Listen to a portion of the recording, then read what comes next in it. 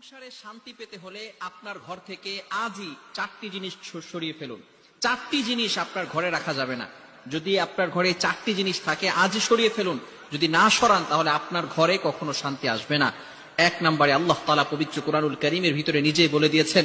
পবিত্র কোরআনুল কারীমের 17 নম্বর পারা 14 নম্বর পৃষ্ঠা 14-15 নম্বর লাইন সূরাতুল হজের 30 নম্বর আয়াতের একটি অংশে আল্লাহ তাআলা বলেন, ফাজতানিবুর রিজসা মিনাল আওসান, তোমরা মূর্তি থেকে, নাপাক বস্তু থেকে তোমাদেরকে এগুলো থেকে বিরত থাকো। নাপাক বস্তু, মূর্তি এগুলো রাখা যাবে না। যদি আপনার ঘরে মূর্তি থাকে এগুলো থেকে দূরে সরে আসতে হবে। অনেক সময় আমরা আমাদের ঘরের ভিতরে ঘোড়ার মূর্তি অথবা গাধার মূর্তি, জিরাফের মূর্তি, হাতির মূর্তি, এই ছোট ছোট যে মূর্তিগুলো আছে, অথবা কিছু মানুষেরও মূর্তি অনেকের বাসায় রাখে। এগুলো খবরদার আপনার বাসায় কখনো রাখবেন না। মূর্তি রাখলে ওই ঘরের ভিতরে রহমতের ফেরেশতা প্রবেশ করে না, রিজিকের ফেরেশতা প্রবেশ করে না, ওই ঘরের ভিতরে কোনো রহমত বরকত থাকে না। আবার অনেক সময় আমরা ছবি টানিয়ে রাখি, এটাও আমরা রাখবো না। ভালো করে মনে রাখবেন, অনেক সময় দেখা যাচ্ছে যে ভালোবেসে নেইমার, মেসি, ইহুদি খ্রিস্টান যাদেরকে আল্লাহ তাআলা ফলো করতে নিষেধ করে দিয়েছেন, আমরা তাদেরকেই ফলো করি এবং তাদের ছবি আমাদের ঘরের ভিতরে বড় করে টাঙিয়ে রাখি। খবরদার এই কাজ কখনো করবেন না, ভুলেও এই কাজ কখনো করবেন না। এটা রাসূল সাল্লাল্লাহু আলাইহি ওয়াসাল্লামের আদর্শ নয়। মেসি, নেইমার এদেরকে ভালোবেসে, শাহরুখ খান, সালমান খান এদেরকে ভালোবেসে আপনি জান্নাতে যেতে পারবেন না। সুতরাং এগুলো আপনার ঘরে কখনো রাখবেন না। এগুলো থেকে দূরে সরে আসতে হবে।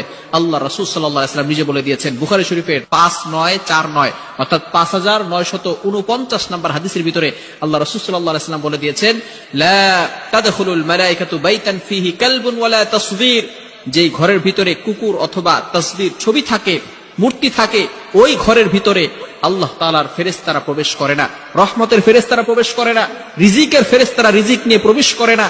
এজন্য সব সময় চিন্তা করতে হবে মূর্তি ঘরে রাখা যাবে না। সে যে কোনো মূর্তি হোক না কেন, মূর্তি ঘর থেকে বের করে ফেলুন। 1 নাম্বার, মূর্তি ঘরে রাখা যাবে না। নাম্বার 2, দ্বিতীয় নাম্বার হচ্ছে ঘরের ভিতরে বাদ্যযন্ত্র রাখা যাবে না। গান, এটা আল্লাহ পাক রব্বুল আলামিন সম্পূর্ণরূপে হারাম করে দিয়েছেন। এটা আমার বানানো কথা নয়, আল্লাহ তাআলা পবিত্র কোরআনুল কারীমের ভিতরে নিজেই বলে দিয়েছেন। 21 নম্বর পারা 10 নম্বর পৃষ্ঠার 8 নম্বর লাইন সূরা লুকমানের 6 নম্বর আয়াতে আল্লাহ তাআলা বলে দিয়েছেন, ওমিনান নাসি মান ইয়াশতারি লাহুল হাদিস। আল্লাহ তাআলা এর দ্বারা বাদ্যযন্ত্র, গান অথবা এই ধরনের যেই ধরনের জিনিসগুলো আছে যেগুলো দ্বারা বাদ্যযন্ত্র হয়, এগুলো আল্লাহ তাআলা রাখতে নিষেধ করে দিয়েছেন। এগুলো করতে আল্লাহ তাআলা নিষেধ করে দিয়েছেন। এগুলো শয়তানের কাজ, দাজ্জালের কাজ।